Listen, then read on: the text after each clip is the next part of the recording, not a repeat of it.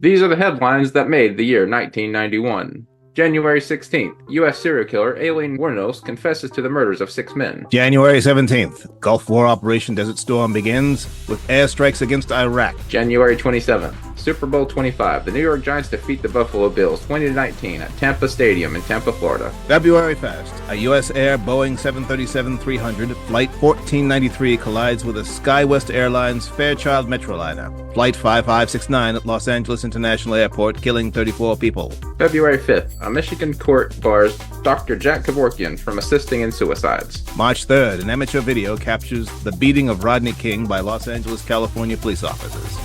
March 13th, the United States Department of Justice announces that Exxon has agreed to pay $1 billion for the cleanup of Exxon Valdez oil spill.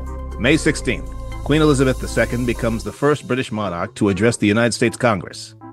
June 10th, as she was finishing school for the first day, 11-year-old J.C. Lee Duggard is kidnapped. She will not be found for 18 more years. June 23rd, Sonic the Hedgehog is released in the United States. Nearly 1 million copies were sold in the United States by Christmas 1991, and nearly 2 million copies were sold worldwide by the end of 1991. June 27th, Supreme Court Justice Thurgood Marshall announces his retirement from the Supreme Court due to declining health. In his retirement press conference on the following day, he expressed his view that race should not be the basis in selecting his successor. July 22nd, serial killer Jeffrey Dahmer is arrested after the remains of 11 boys and men are found in his Milwaukee, Wisconsin apartment. Police soon find out that he is involved in 6 more murders. November 7th, Los Angeles Lakers point guard Magic Johnson announces that he has HIV, effectively ending his NBA career. November 24th, Queen lead singer Freddie Mercury dies from AIDS at 45 years old, one day after making his diagnosis public. These were the headlines in 1991, and in 2024, you're listening to XY PodCats.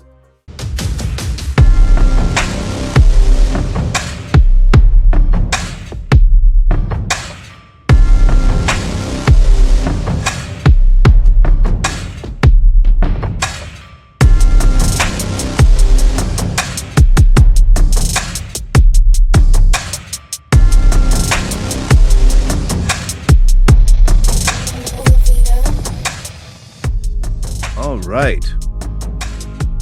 This is XY Podcasts. I'm Scott. I'm Sam. I'm Gen X. I'm Gen Y. And this is my birthday week. Oh, it is. Happy birthday. Thank you.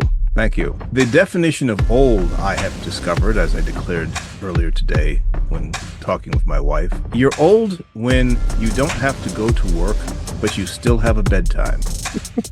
Oh, I feel you on that one. Of course, I rarely sleep, so.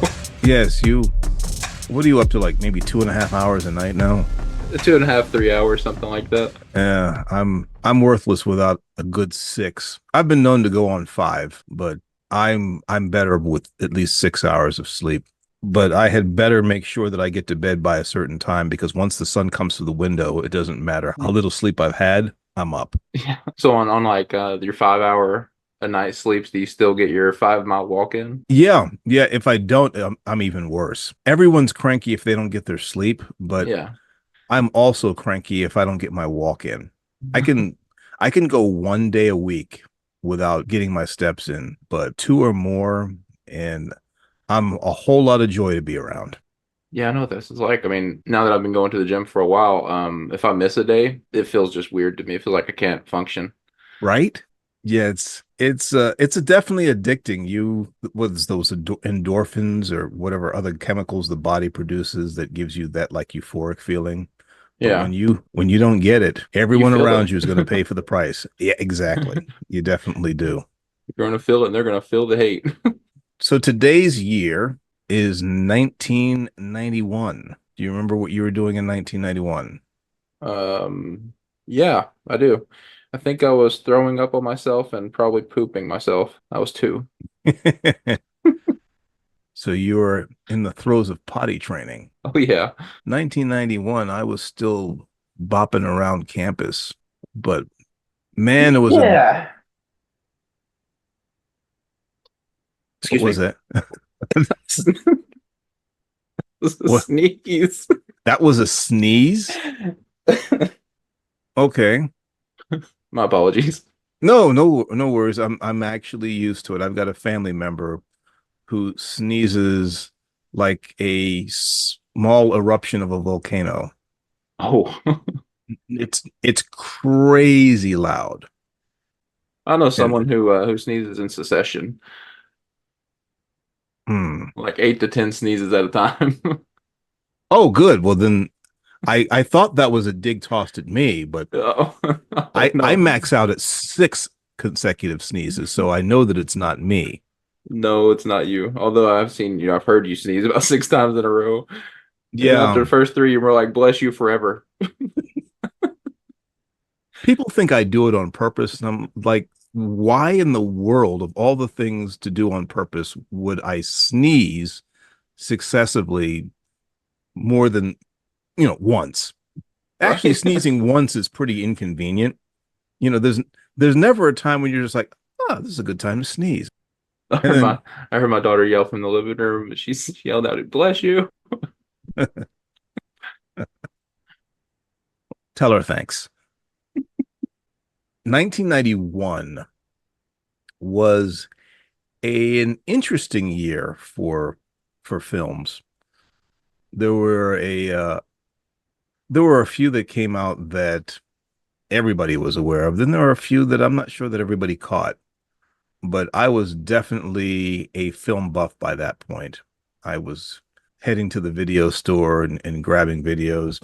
Actually, by this time in college, well, no, actually, by this time I was actually living off campus.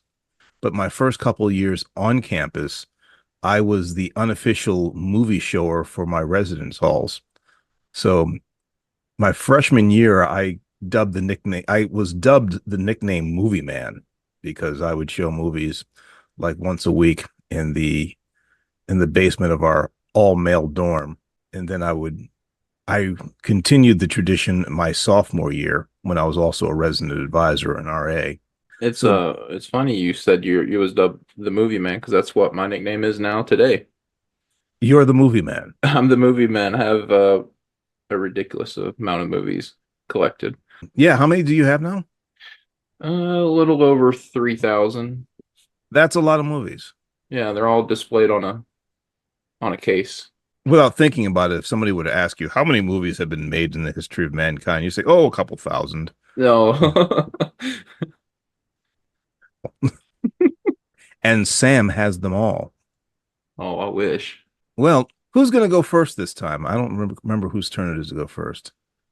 I don't remember either, but if you would like to start it. Well, all right.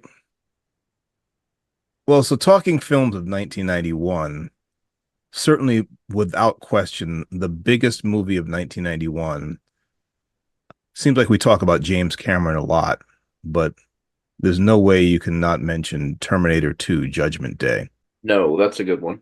So, for one thing, that was the second sequel that James Cameron had directed that an argument was made that it was better than the original.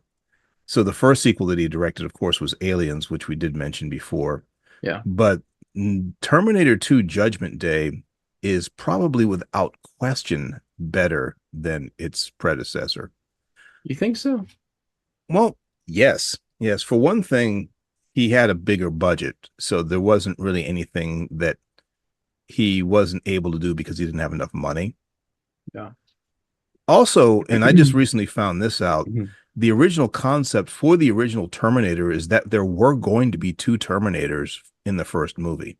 He wanted a liquid metal Terminator in the original Terminator, but obviously the technology wasn't there to create it. Was it Terminator 1 or 2 where he melts Well, Terminator 2 is, or someone melts? I well, can't remember. Terminator 2 is the one where both Terminators melt. That's the And one my mom tried to watch and she instantly almost threw up. oh, Yeah, she can't watch Terminator. what, if I may ask, made her want to vomit? The melting of the face, when it showed the up close face melting. Oh, okay. Interesting.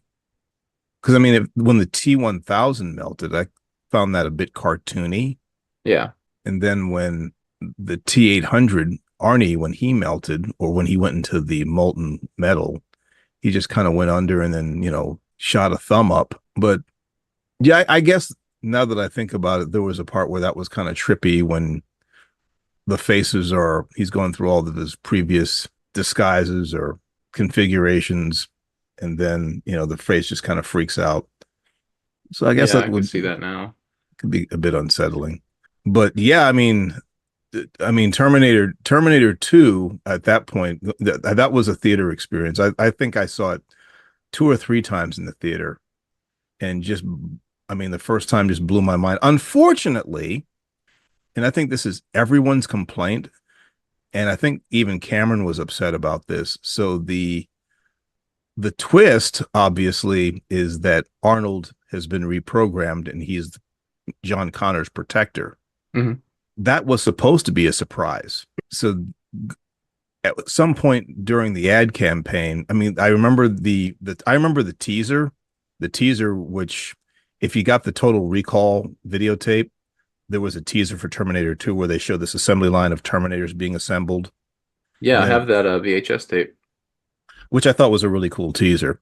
Hmm. Then the second ad, the first full trailer was the tagline was "This time there are two."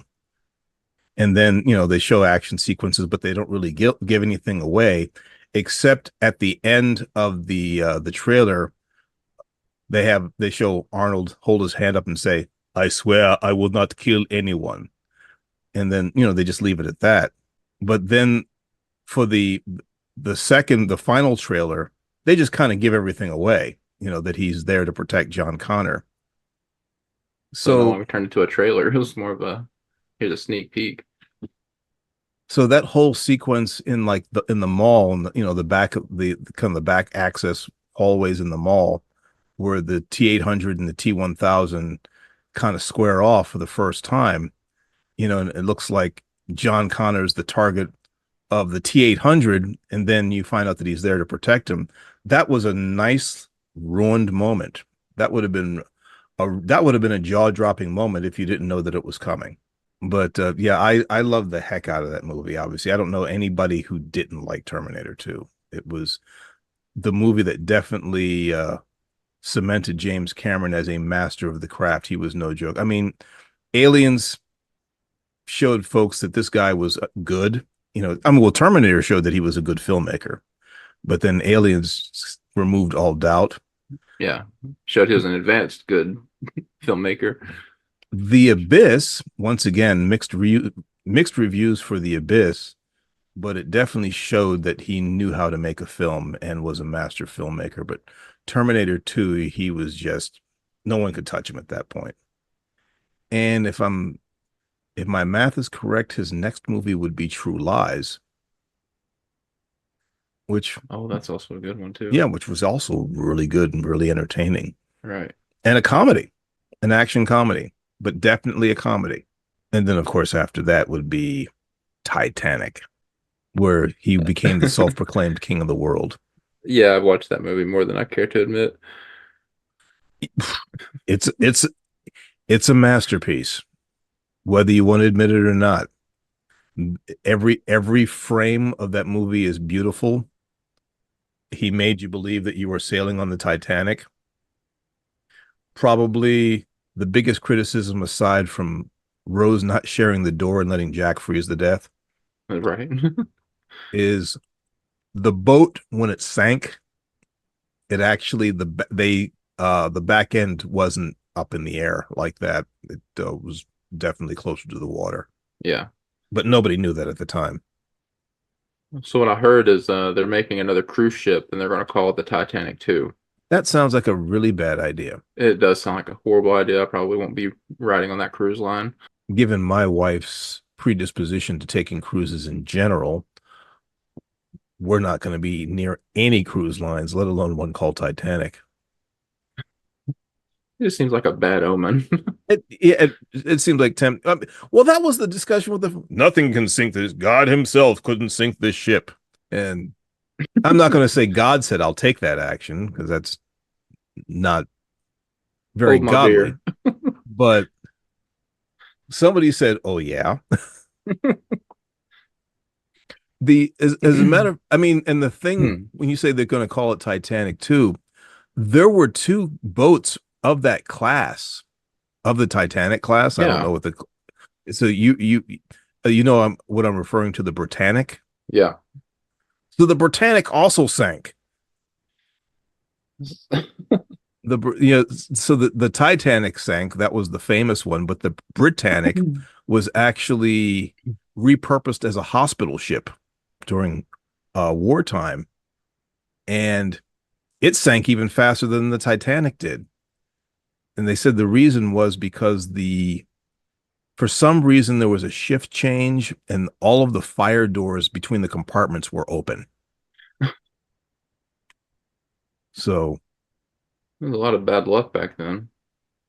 yeah, well, Titanic, Britannic, just Talk think panic. I just think it's a bad idea to name another boat Titanic, but we'll see.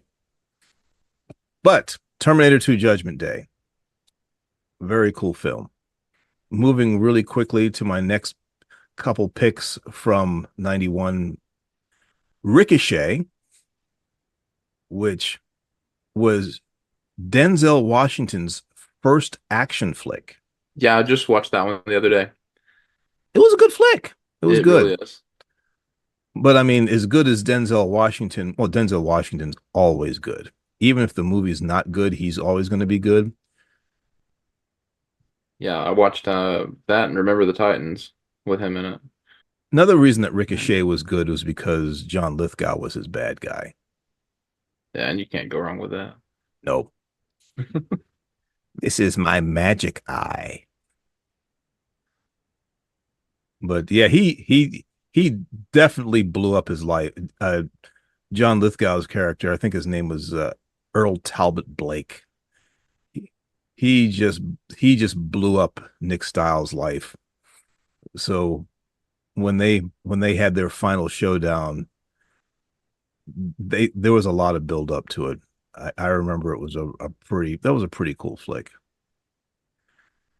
And my third pick, I wouldn't be surprised if you haven't heard of this one. It's called Showdown in Little Tokyo. I haven't seen that one. Haven't? I have not.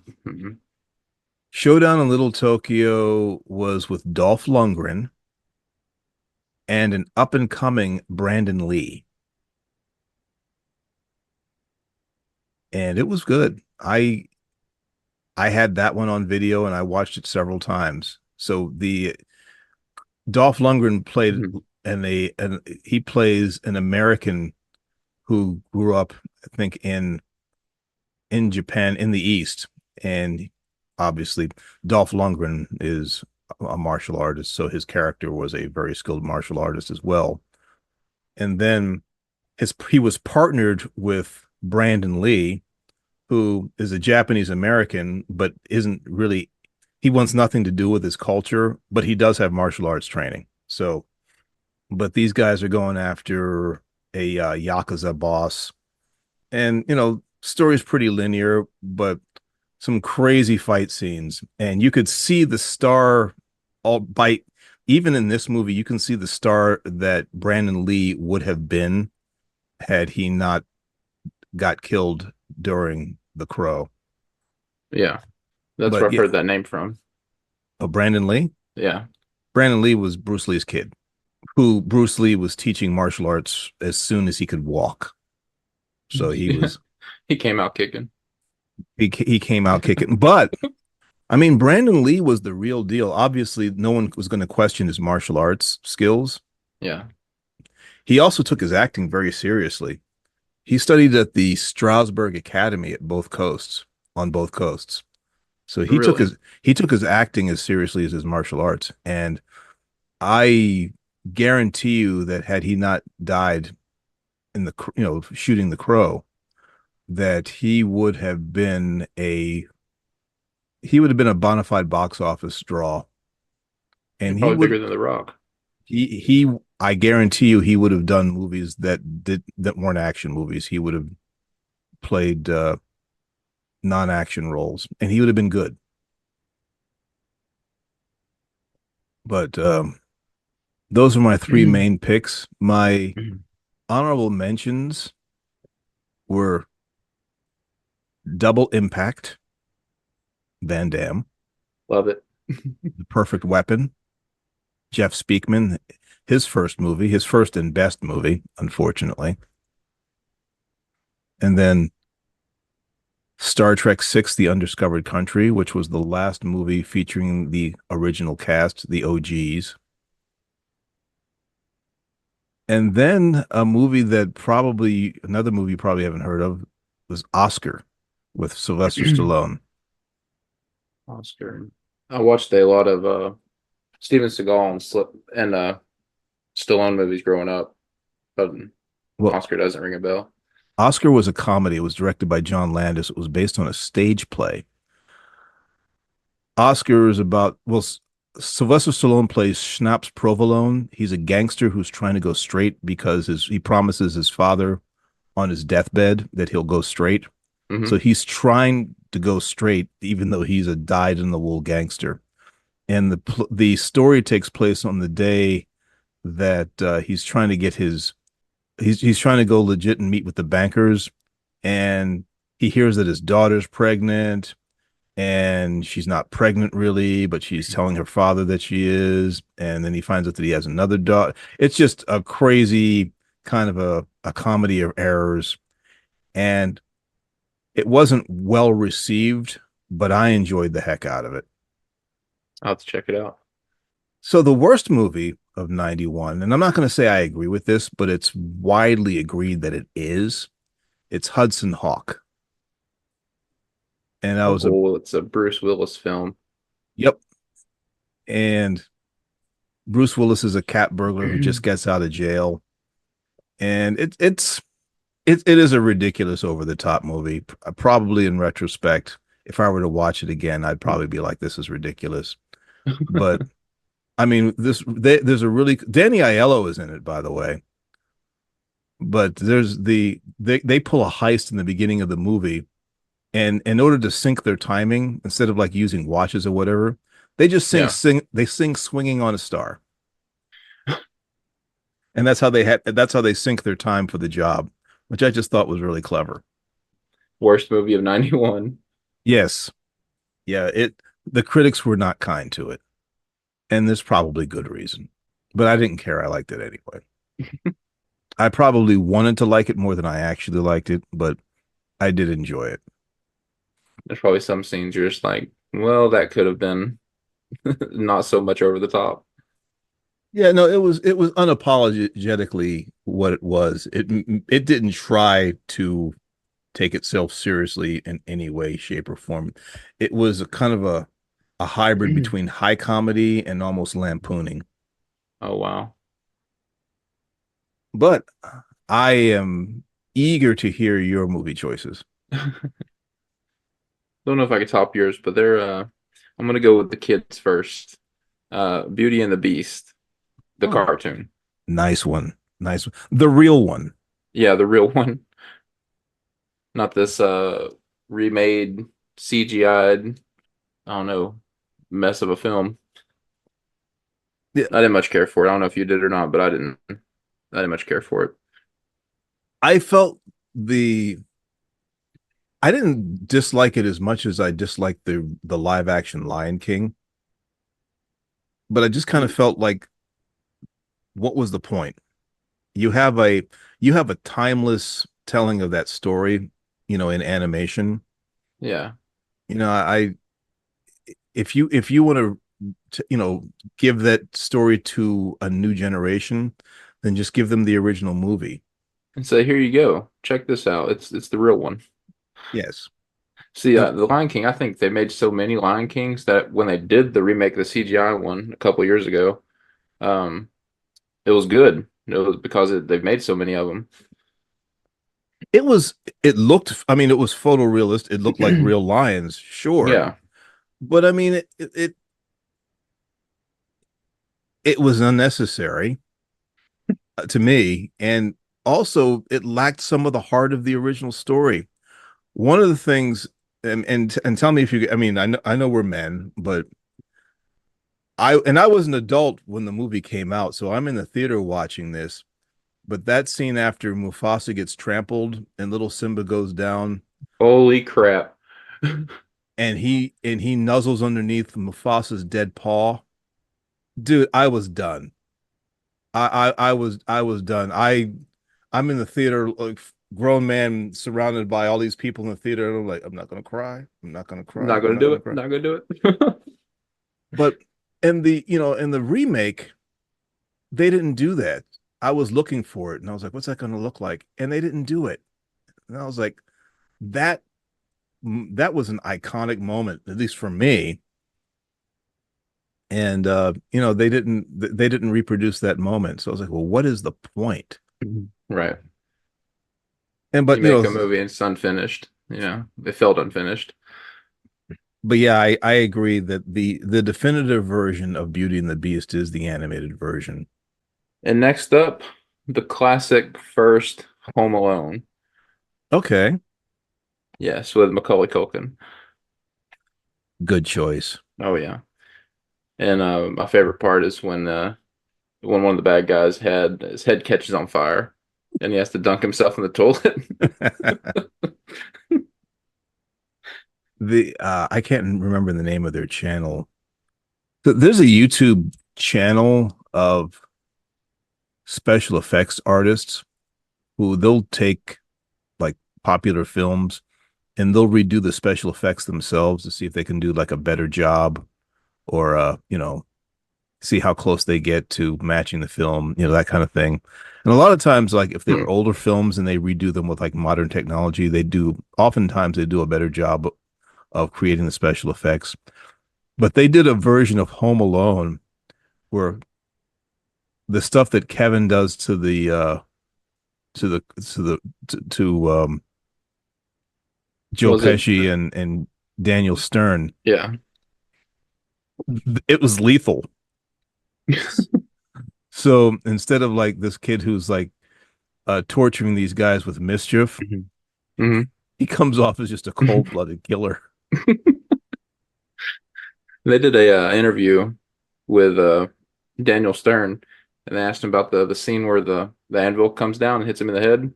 Uh, Um, he said that was the scariest scene that he's ever he's ever been in because hmm. I think they attached like a wooden anvil or something and dropped it with a string on it.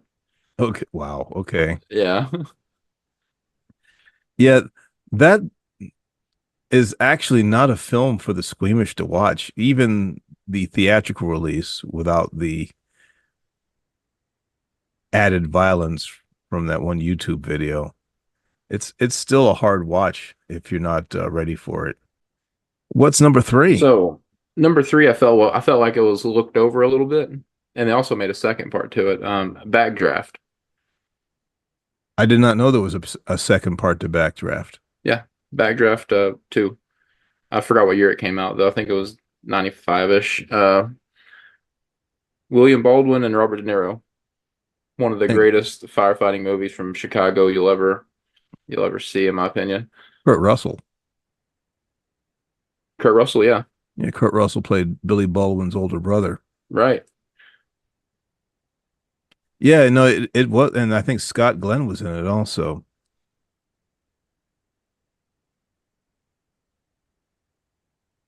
But definitely a must see movie.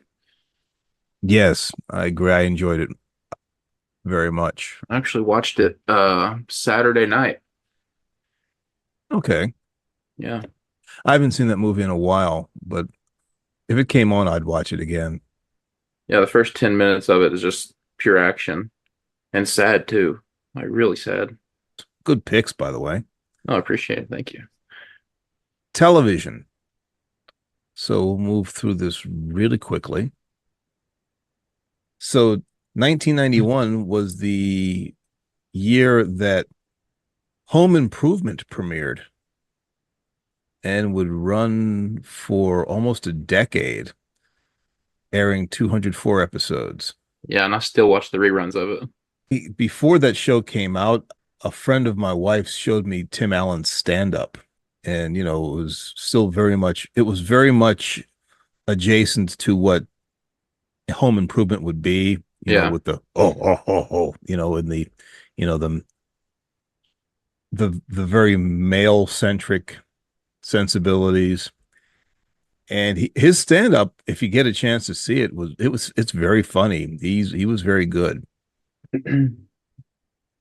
But the show obviously, doesn't need a whole lot of commentary because history remembers it. Do you And know my favorite character in the Home Improvement show? Al Wilson. Wilson, the name, but that was my Yeah. next guess. Yeah. Wilson was my favorite. Yeah, I remember there was an episode I remember that he showed up and he wasn't behind the fence. So they kept finding clever ways to cover the bottom half of his face. Yeah. And the helicopter episode did the same thing. Yeah, it was a good show. The next pick, my next pick for 1991, not that I can't confess to having watched a complete full episode of this show ever, but I, like everyone, has at least seen clips or highlights from it. And that is the Jerry Springer Show, Oh Lord. which ran an impressive, almost better part of 2 decades.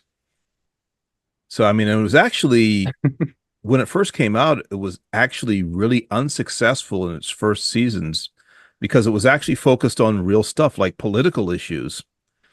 But, because they wanted ratings, they decided to just completely retool the structure of the show. And by the mid 1990s, the show was known for its, more, what it's known Obscene. for. Yeah, the controversial topics, Yeah. incest, adultery, cheating, and, I the I physical used to fights watch and, this. I watched it when my parents went to bed. And sorry, Mom. and of course the Jerry. Yeah. But yeah, it's I think I want to say, and I don't know if I'm remembering this accurately or not. I think Ricky Lake kind of opened the door for Jerry Springer to kind of take that route. I think I feel Ricky, that as well. yeah, I think Ricky Lake was the precursor to that type of TV. Yeah. Her show is always real edgy. Now, Didn't even his bodyguard come out with a show? Was the Wilco show or something like that? oh, is that who? I know what you're talking about. I did not know that he was Jerry Springer's bodyguard. Yeah, at one point he was Jerry's bodyguard Interesting. or the show guard, whatever it's called. They come up and throw people off the stage. Gotcha. Yeah, that Ricky Lake, Jerry Springer changed TV. Maury Povich even got in on the act. Maury Povich used to be a respectable journalist. I don't know if he's still married to Connie Chung, but yeah, Maury Povich was, very down to earth and, just very typical newsman. And now he's known for "You Are the Father." Anyway, my third show is Eon Flux. Eon Flux. Never heard of it. It's on started off on MTV. It's animated Oh, okay. and aired from 91 to 95. Then there was a comic book. There was a live action film um, starring Charlize Theron. But I think it started off as part of MTV's Liquid Television. But it was kind of experimental. It's like a mini series at first, just composed of shorts. But then it became a full series, and it was interesting. And those are my picks for TV. It sounds interesting. But yeah, Home Improvement was one of my favorite shows in the 90s. So now I'm realizing, you being two, maybe you didn't watch a whole lot of TV Not originally, but until about 95. I'm confident that there are some picks from 91 that Oh you yeah. Oh yeah. One of my honorable mentions was Home Improvement though. So that's a good, it's good if both of us has it. Yeah. Dinosaurs. My first pick would be Dinosaurs from the 90s. 60 Not million the mama. BC. Yeah, Not the not the mama. mama. That's Yeah. probably the most memorable scene of the whole Yes. series. Yeah, I admit I confess to sitting through an episode or two. Oh yeah, I used to have the action figures with the pail, the lunch pail, and the high chair for the baby. I remember all that stuff. So my second pick is Doug. You ever seen Doug, the cartoon? You know, I remember seeing Doug advertised, I believe. Hmm. I never watched a single episode. Well, funny little fact. I know a guy that looks exactly like Skeeter from Doug. That doesn't sound like a good thing. It's, it is what it is. He deals with it, I guess. It's been his life up to this point. He doesn't have options. He struts his Skeeter self.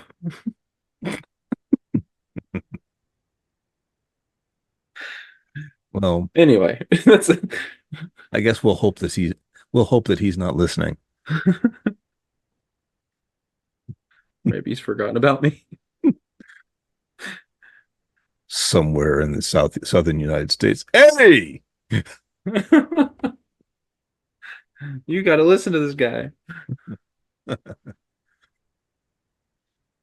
So, dinosaurs, Doug, kind of a D thing happening here. Is the third one round out the alliteration, or does it start with something else? I didn't get a third one. Oh, okay. Yeah, I'm still looking up and discovering stuff from the 90s. Hmm. All right. Well, that's understandable. Once again, being all of two, Yeah. but I am sure that the next category is going to probably be a hit for you because it usually is, and that's music. Oh, this one is my absolute favorite category, but I'm curious what you have before Well, I start my jabbering. I mean, as is always the case with music, there's definitely a lot of options, and you can't live on the planet without being deluged by a whole lot of different songs. But I tried to go for some relatively unconventional picks. So my first pick is by CNC Music Factory. Um, well, my first picks are by CNC Music Factory because 91, they were just dropping hit after hit. So the first one that they blew up with was Sweat, Why does that sound so familiar? CNC. CNC Music Factory. Yeah. They were fronted by a rapper named Freedom Williams. He was this like buff, light-skinned dude with a ponytail. So and then the second one they followed up with was Here We Go. All right. Here we go. Here we go. Here we go. Here we go. Here we go. And then the same vocalist. We're gonna rock and roll. We're gonna move your soul. We're gonna make you move. Make your body groove. Still jammed to that today. Okay. So you've heard it then. Oh yeah. I suspect you would like recognized it right away, but you just wanted to continue to listen to me sing in Yeah, that's falsetto. I was waiting for it because I know how deep your voice is, and this is great. And then the third one was things that make you go, hmm. So that's probably not as well known as the first two because Yeah, I don't know that one. it was more of a more of a it was a bit more of a humorous song, but it was inspired by Arsenio Hall's catchphrase because at those days his show was still during in its first run, and there was a segment when something was like curious that didn't make a whole lot of sense. He would say things that make you go hmm, and then CNC Music Factory put out a song called Things That Make You Go hmm. Okay. I'm not singing that I've one. You'll have to Google it. I've never heard that one. I will listen to that one. But I cheated. That's all one. That's all my first pick because it was all the same group, but it just kind of seemed like it ran together. My second pick was Enigma, Sadness Part One. Oh, that's a good. Yeah, I've heard that one. So they I don't know how original this song is really, just considering that the main beat, they completely jacked that beat from Soul to Soul. Soul to Soul made that do beat like really The popular. Back to Life, that song. Yep. Yep.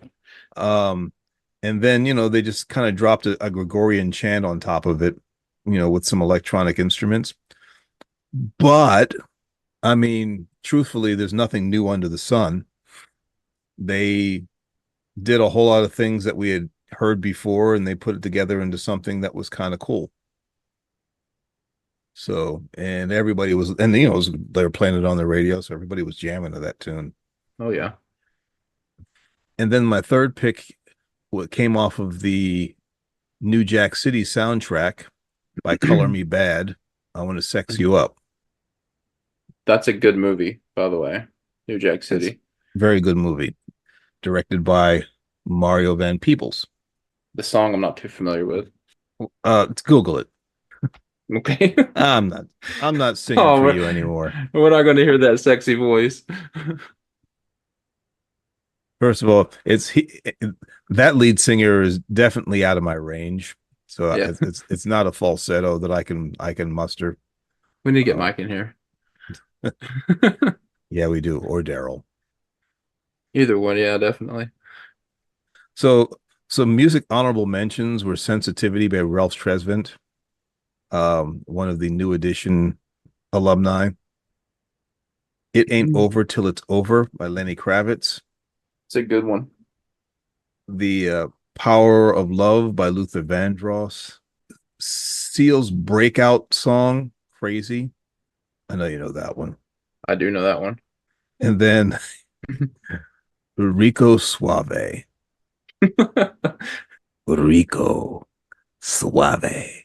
And for this one, I have a worst song pick. A worse song. Yes, I That's have a new. worst song of 91. Yes. I actually I searched. What's weird is I searched for the worst song of 1991 and I couldn't find anything. But then I remembered this song and I remembered just how horrible it was. And I decided to look up when it was released, and it came out in 91. Oh, It was Crystal Waters' Gypsy Woman. I've never heard it.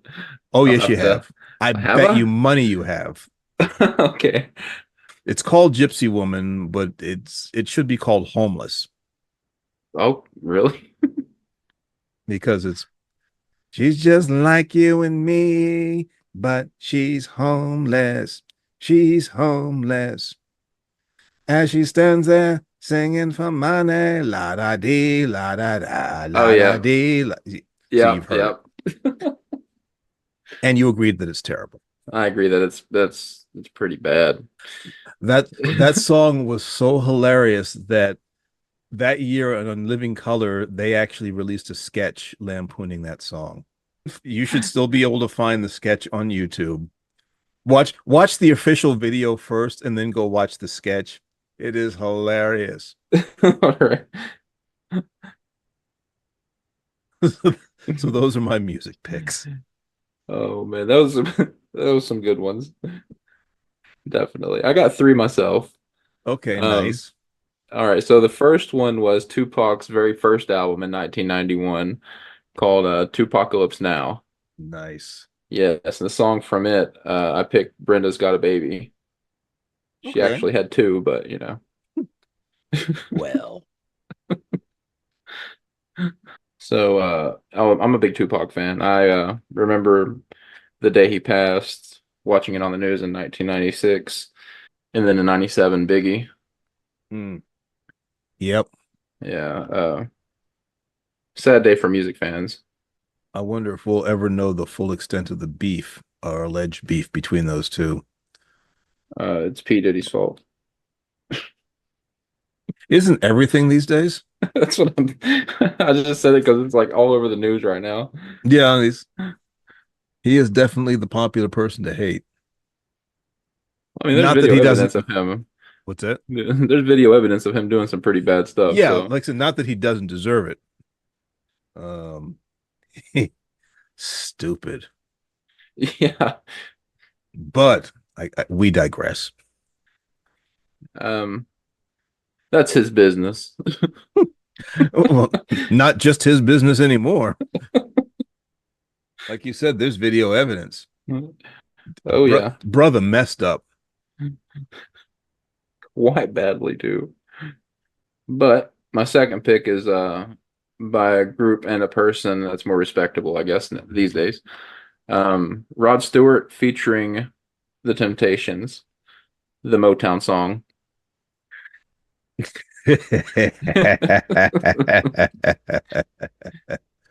Oh, Did you I'm forget glad about you that one? I'm glad you added the qualifier these days. No, Rod Stewart. Rod Stewart's respectable to you now because you aren't old enough to remember the days when he wasn't.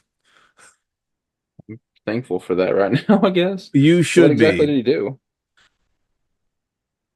I'll tell you later. Okay, that'll work. N- not Let's not that we have a G rating on the podcast, but no, I'll tell you later. let's try not to get canceled. Yes, before we even get started. But Jumping, I huh? remember the song, and I actually appreciated it. You know, he is from the era of, when, during my formative years listening to music, Rod Stewart was a fixture on the radio. Yeah. But in his later years, he kind of like harkened back to those, those old standards, and you appreciated it. But just full disclosure, he released an album called Pardon My Past. There was a Oh, reason for that. So, must be pretty bad then. but anyway, So, my third pick is Brooks and Dunn, Brand New Man, the 1991 release. okay. Um, Later in 2019, they released a remake of the song, I should say, but it featured Luke Combs, and he killed it. Luke Combs absolutely killed it, but the original, you can't beat the original. I'll have to pull it up. I'll have to definitely have to pull that up. Yeah, I like Luke Combs. He's a really good country artist. But when you're talking 90s country, Brooks and Dunn had top 10 like every month, it seemed like. Isn't that when country stars still had mullets? Yeah, yeah, definitely. What's his name? Billy Ray Cyrus was like the king of mullet. Yeah, I think Blake Shelton had one. My dad rocked one. Hmm. It was mullet time. I actually had one as a kid. That was the hairstyle. Yeah. Like I said, I can't cast judgment. I told you before I had a Jerry curl. I still And want to see a picture of that. and there were times when the way I wore it, it would have looked very much like a mullet. Really? Yeah, tight on the sides and, long Yeah. on the back. Business up front, party in the back. Well, I don't know if it's ever business with a Jerry curl or a curly perm. Still don't know what the difference is. But yeah, I don't know that it was quite business up front. It was still quite party up front, but just more party in the back. Yeah, the mullet's more like a like an El Camino. There is a picture, an old picture of myself and my wife. I think it's on our mantle of when we were young and around college age, and both of us are rocking the curls. Oh, nice. So maybe I'll shoot you a picture of that. All right. Sounds good. But yeah, But yeah, I used to have a mullet and my hair was down like halfway down my back, and I came home one day with it all shaved off, and my mom was so mad. How did it get shaved off? Did you? I I went to my uncle's house and I asked him, I said, "Can you shave this off for me?" Oh, wow. And he was, "Yeah, let's do it." Well, you survived, obviously, so she forgave you. She did. She did. I think she forgave him too. Yeah, mom's still fortunate enough to have mine, and she's quite vibrant, actually. Both of my parents are in pretty good shape, but my my mother, wished me a happy birthday on Facebook. I don't know if you saw it or not. I did. Yeah. And she decides to blast my age to the world. But yeah, I'm blessed to have still have both my heck. I still had my grandmother until like just a couple of years ago. And like I said, both of my parents are strong and very healthy, and they're mentally fit, they're physically fit. I'm just blessed. So I'm hoping I am the beneficiary of some of the genetics. Yeah. Definitely hug them while you have them. Absolutely, because as you know, better than most, it's not going to last forever. Exactly. Well, As you know, a couple years ago, I lost my dad. yeah, Yeah. 2020, 2022. Sorry. It's January 13th, 2022. yeah, that sounds about right. It's still doesn't seem like it was even that long ago. No. Feels like it was just yesterday, but and today we went out and picked out a headstone for him. That was Hmm. rough. It took us a little while to go do that and get the courage up and go do that. Yeah, let's celebrate them. Let's remember them, Yeah, appreciate because they I mean, you know how this works. Nobody gets out of here alive. exactly. Celebrate their life. Exactly, exactly. Actually, my father and I we celebrate our birthdays together because they're like a day apart. Oh, that's awesome when it happens like that. My mother actually shared her birthday with her mother.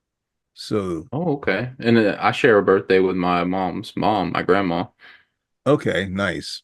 So Mm, you were a birthday present for your grandmother. yeah. So my mother was a birthday present for her mother. Age is the consolation for not having died. And I'll take it. That's oh, dude, it's you just it's kind of cool. You get to an age where you stop putting pressure on yourself, and you just kind of let it come. You just let it come as it comes, and you just kind of appreciate the fact that you've been on the planet as long as you have. You still got your faculties. You still have the ability to come and go as you please.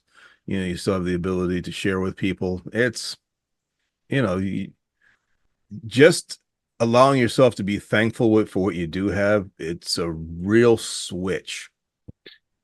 and And also if you have no one to talk to, like depressed and stuff, like we have people to talk to. Obviously, we have each other, or we have our parents, or but I have a PO box that anyone can use. You can write us letters. yeah, we definitely look forward to hearing from you. And with that, I think that closes out another episode, sir. I do have a shout out. Shout out to Smoky Mountain Nutrition in Sevierville, Tennessee. Great people. Check out their products. If you need protein shakes, teas, anything you want, they're the people that'll hook you up. Very nice people. We should post a link in the show notes. Yeah, we could definitely do that. And all right, we'll hope to see you guys again next week, or hopefully you'll hear us next week. And with that, I'll say X. Why? See ya later. We're out. Peace.